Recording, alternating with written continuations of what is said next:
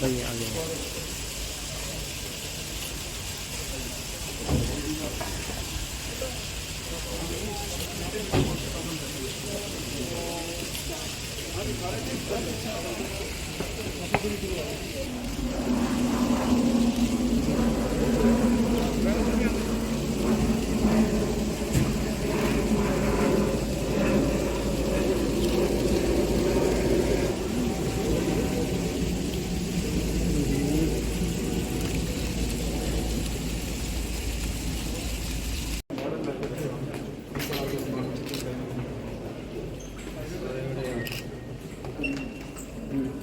जो पेड़ों की जो पत्तियां हैं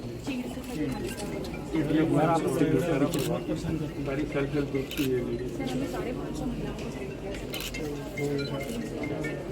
टर्नओवर कितना हुआ?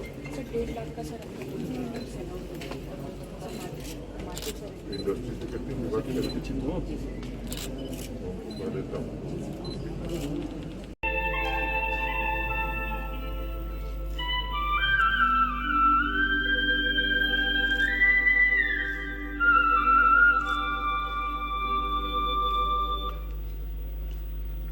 तो ये हरियाली ऐप है जिसका रिमोट द्वारा माननीय उपराज्यपाल महोदय ये इसका उद्घाटन करने जा रहे हैं हम सबके बीच। प्रेस हो गया इसे हरियाली ऐप। हाँ ये और बाहर जिनके बाद आएंगे मोहम्मद अल अख्तर, इनके बाद आएंगे इनके बाद मोहम्मद सबीर खान, फॉरेस्ट गार्ड हैं पुंछ फॉरेस्ट डिवीजन से। फॉरेस्ट लैंड थी अराई बीट उनको डिसमेंटल किया अभिलाष शर्मा जी। और अब हम UT level awards for wild life conservation देंगे। इसके लिए रतन सिंह जी के बाद आएंगे अब्दुल गनी, उनके बाद ये हमारे लोग हैं UT level awards for wild life conservation. तो सबसे पहले ये दिलदार खान जी हैं, एनिमल कीपर है मांडा डियर पार्क। तो ये एटलस है जो पूरी विस्तृत जानकारी हमें देता है।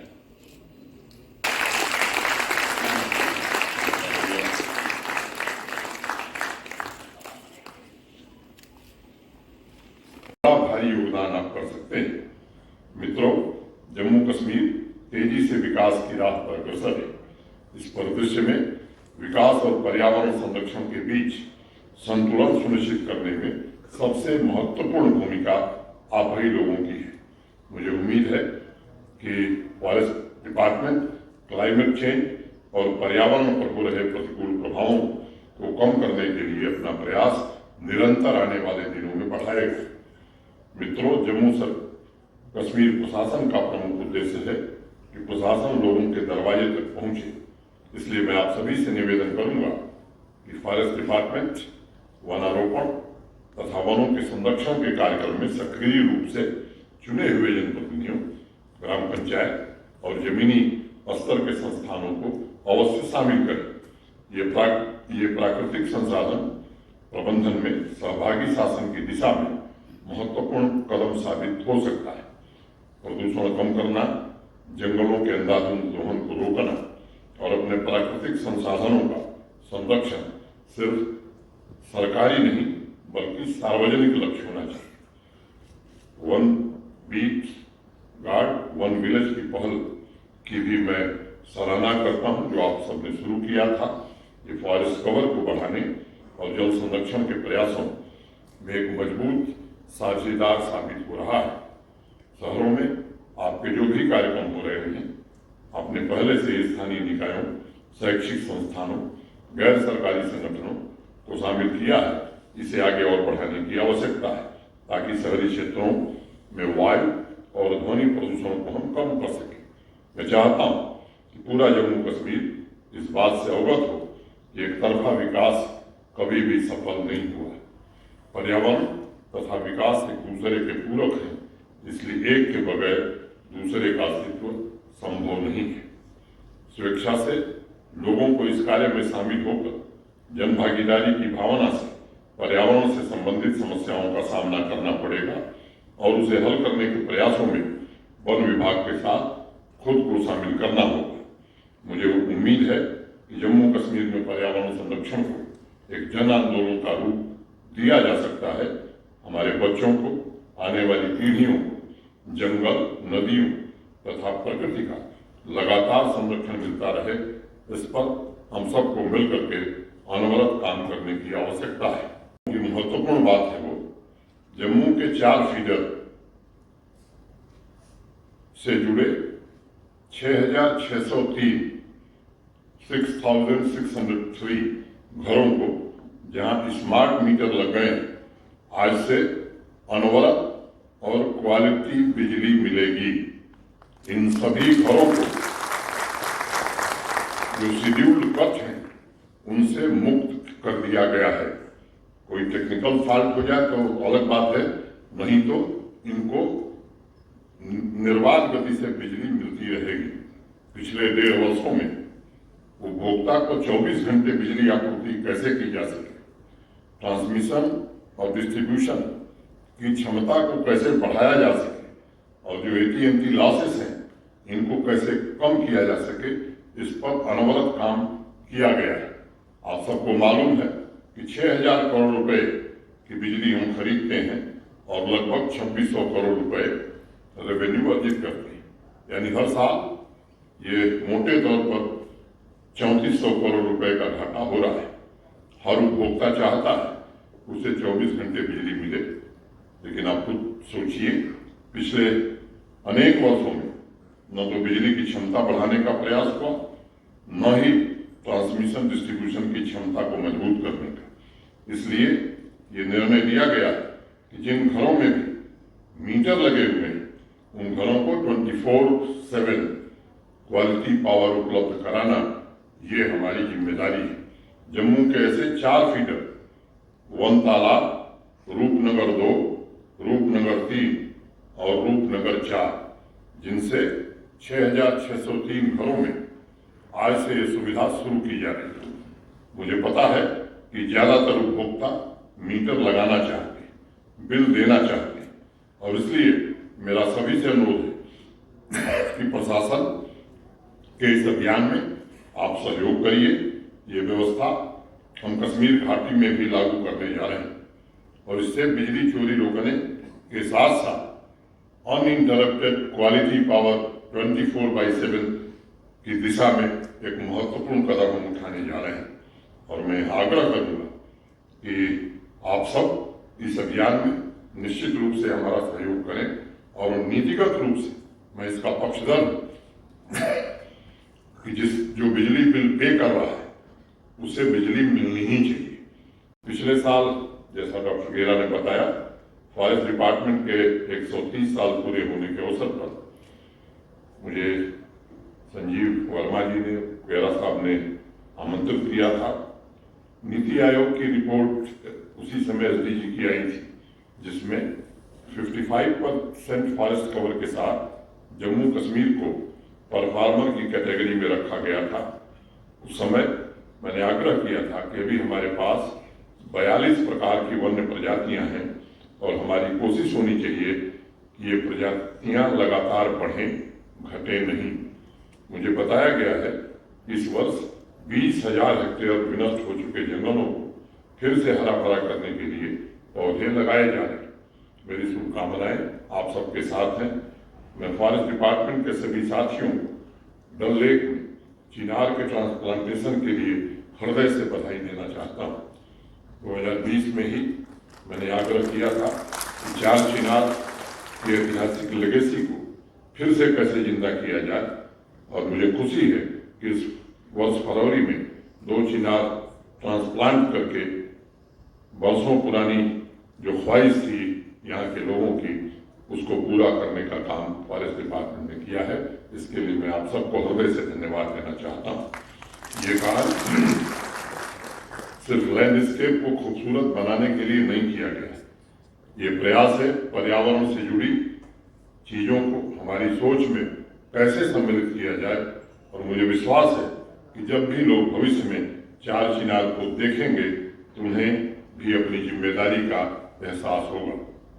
मित्रों, अथर्ववेद की एक पंक्ति है कि हे प्रभु, जो भी पेड़ मैं काट रहा हूं वह फिर जल्दी से बड़ा हो जाए। ये फॉरेस्ट की धरोहर को सहेजने की हमारी संस्कृति है और हमारी सभ्यता को भी ये प्रदर्शित करता है।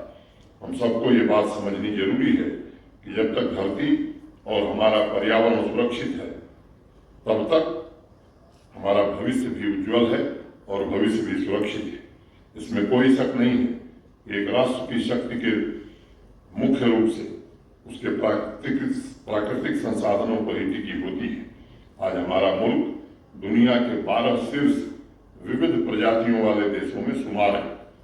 मैं मानता हूं कि उच्चतम क्वालिटी की जड़ी बूटियां, अनेक प्रकार के वनस्पतियों तथा अपनी भौगोलिक विविधता के द्वारा जम्मू कश्मीर ने भी इस तरक्की में अपना विशेष योगदान दिया है। एक बार फिर से आप सभी को, स्थानीय लोगों को रोजगार के अवसर भी उपलब्ध हो रहे हैं। आज भारतवर्ष के कई प्रदेशों में फॉरेस्ट पारिस्थितिक तंत्र प्रबंधन और आजीविका की परियोजनाएं प्रारंभ हुई हैं। हिमाचल प्रदेश में 800 करोड़ रुपए की इसी तरह की परियोजना शुरू की गई है जो पब्लिक प्राइवेट पार्टनरशिप पर आधारित है। जम्मू कश्मीर ने भी इस दिशा में एक अच्छी पहल शुरू की है और मैं उम्मीद करता हूं कि आने वाले दिनों में इसके व्याप में काफी विस्तार होगा और मैं मानता हूं इससे फॉरेस्ट प्रोटेक्शन के साथ रोजगार के भी पर्याप्त अवसर उपलब्ध होंगे। मुझे अत्यंत प्रसन्नता है कि जम्मू कश्मीर फॉरेस्ट डिपार्टमेंट कोयले का बायो विकल्प तैयार करने के लिए महिलाओं के सेल्फ हेल्प ग्रुप को प्रमोट कर रहा है। मेरा एक आग्रह होगा कि हर गांव में नवजात कन्या के नाम पर भी एक पौधा लगाया जाए जिससे भावी पीढ़ी में पर्यावरण संरक्षण के साथ साथ बेटियों के अधिकारों के प्रति जागरूकता भी जागृत होगी। डिपार्टमेंट को एक और आग्रह मैं करना चाहूंगा, आज जो भी अवार्ड दिए गए हैं उसमें एक भी महिला नहीं है। फॉरेस्ट्री तथा वाइल्ड लाइफ में हमें महिला कर्मियों को प्रोत्साहित कैसे करें, उनके योगदान को मान्यता कैसे दें, मैं समझता हूं कि इस पर विचार का समय निश्चित रूप से आ गया है। मुझे पूरी उम्मीद है प्रकृति के साथ तारतम्य स्थापित कर जीवन जीने की हमारी परंपरा टिकाऊ जीवन शैली के रूप में विकसित होगी। पिछले वर्ष मैंने फॉरेस्ट डिपार्टमेंट से आग्रह किया था 2 महत्वपूर्ण लक्ष्यों पर काम करने के लिए। मुझे उम्मीद है कि इन कार्यक्रमों की मदद से हम अपने पारिस्थितिक तंत्र को और मजबूत कर सकेंगे। जम्मू कश्मीर के फॉरेस्ट से पुराने जमाने में कोट रूट प्लांट अगरबत्ती इंडस्ट्री के लिए जाता था और मुझे लगता है कि उस पर फिर से काम प्रारंभ हुआ है। इसे और गति प्रदान करने की जरूरत है। जो भी विशेषज्ञ हैं उनसे चर्चा की जानी चाहिए और इस काम को गति से आगे बढ़ाने की आवश्यकता है। कई बार अस्तित्व के बहुत से अंगों पर प्रतिदिन निर्भर होने के बावजूद हम उसकी मौजूदगी का एहसास कभी कभी नहीं कर पाते हैं और इसलिए यूनाइटेड नेशंस ने इस साल का जो थीम रखा है, जैसा बताया गया, forest and sustainable production and consumption, जंगल सतत उत्पादन और उसका उपभोग, ताकि वर्तमान और भावी पीढ़ी को फॉरेस्ट की महत्ता से परिचित कराया जा सके और उसे सुरक्षित रखने की जिम्मेदारियों से भी लोग रूबरू हो सके। मित्रों, इसमें कोई शक नहीं है कि घर बनाने से लेकर रोजमर्रा के जीवन यापन से संबंधित हर काम, चाहे पानी पी रहे हैं, खाना खा रहे हैं या फिर बीमार पड़ने पर दवा ले रहे हैं, सब में कहीं न कहीं फॉरेस्ट का अंश जुड़ा हुआ है। लेकिन फिर भी जीवन के महत्वपूर्ण पहलू से जुड़े होने के बावजूद हमें फॉरेस्ट की उतनी याद नहीं आती।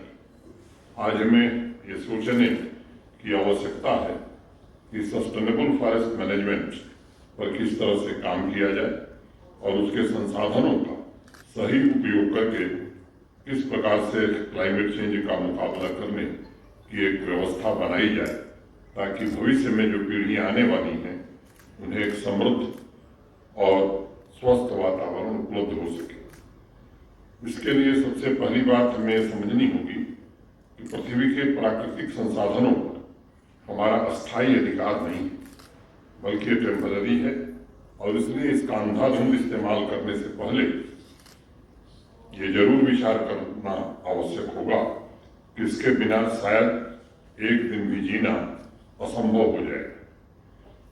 बेल्जियम के जाने माने एक लेखक है राइटर मॉरिस, उन्होंने लिखा है कि अगर कभी मधुमक्खी पृथ्वी से गायब हो गई तो समझिए कि इंसानों के पास जीवित रहने के लिए बस 4-5 दिन बचेंगे। मुझे लगता है मॉरिस लोगों को डरा नहीं रहे, हाँ, लेकिन आगाह जरूर कर रहे हैं कि हवा, पानी, जंगल और जानवर को बचाने की कवायद दरअसल इंसान को बचाने की ही जद्दोजहद है। जब कुछ महीने पहले हर गांव हरियाली का कार्यक्रम शुरू हुआ था तो किसी अखबार ने टिप्पणी की थी कि इससे एनवायरनमेंट दुरुस्त होगा। मैं समझता हूं कि फॉरेस्ट का यह सिर्फ एक पहलू है। दरअसल फॉरेस्ट कवर और मजबूत फॉरेस्ट का इकोसिस्टम गरीबी उन्मूलन, रोजगार में वृद्धि और सतत विकास के लक्ष्यों की प्राप्ति में भी अत्यंत महत्वपूर्ण भूमिका निभाते हैं। और इसलिए मुझे लगता है कि फॉरेस्ट हमारे अमूल्य पारिस्थितिक तंत्र, आर्थिक, सामाजिक और स्वास्थ्य तीनों को समान रूप से प्रभावित करता है। आने वाले 2-3 दशकों में वही देश और वही क्षेत्र सतत रूप से तरक्की कर सकेंगे जो फॉरेस्ट के कंजर्वेशन और प्रोटेक्शन पर विशेष रूप से ध्यान देंगे। ये बात बड़ी गंभीरता से इंटरनेशनल प्लेटफॉर्म पर भी उठाई गई है। एक अनुमान के मुताबिक इस पृथ्वी पर हर 5वां व्यक्ति अपनी आजीविका के लिए किसी न किसी रूप में जंगल पर निर्भर करता है, चाहे कोई व्यक्ति गांव में रहता हो या शहर में रहता हो, लेकिन आजीविका के लिए किसी न किसी प्रकार से जंगलों से जुड़ा हुआ है। और इसलिए बापू की एक बात हम सभी को ध्यान में रखनी चाहिए कि पृथ्वी सभी मनुष्यों की जरूरत पूरी करने के लिए पर्याप्त संसाधन उपलब्ध कराती है, लेकिन लालच पूरा करने के लिए ये संसाधन नहीं है। और इसीलिए जंगलों से उतना ही लें जितना नितांत आवश्यक है। हमारे यहाँ अभी बताया गया, मेरे पहले डॉक्टर गेरा ने जिक्र किया, ट्राइबल भाइयों की एक बड़ी आबादी जंगलों पर ही निर्भर है। भारत के सम्माननीय प्रधानमंत्री आदरणीय नरेंद्र मोदी जी के नेतृत्व में जिस ऐतिहासिक फॉरेस्ट राइट एक्ट को लागू किया गया है यहाँ, उससे जंगलों पर अपने अधिकार के साथ उन्हें जंगल के उत्पादों पर भी हक प्रदान किया गया है। पिछले वर्ष 12 जनवरी से जम्मू कश्मीर में बांस के संवर्धन पर भी काम शुरू हुआ है और इससे भी समाज के एक बड़े वर्ग को रोजगार के अवसर उपलब्ध होंगे।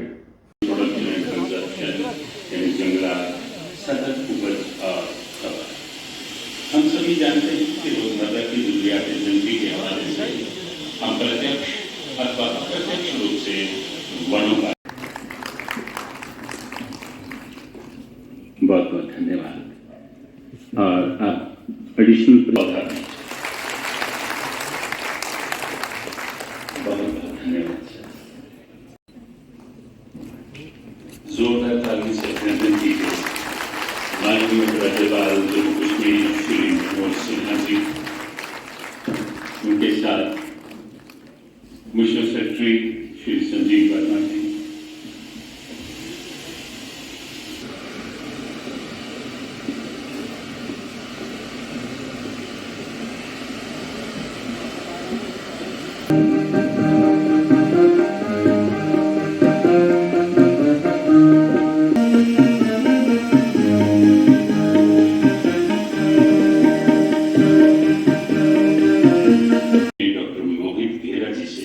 कि वो हमारे मुख्य अतिथि हमारे माननीय राज्यपाल श्री मनोज सिन्हा जी को आज के समारोह के मुख्य अतिथि माननीय उपराज्यपाल जम्मू व कश्मीर परम आदरणीय Shri Manoj Sinha ji, principal secretary to honourable lieutenant governor Jammu and Kashmir, हमारे आयुक्त सचिव जनाध्यक्ष और अन्य वरिष्ठ अधिकारीगण एवं कर्मचारी, जम्मू कश्मीर वन विभाग। IIT रुड़की से हमने मशीन बनाई थी तो मैनुअली से लेके ऑफिस में काम करते हैं 50 मशीन इस बार रखी है सर गाँव देहात में वहाँ जो भी कर रही है 500 पहले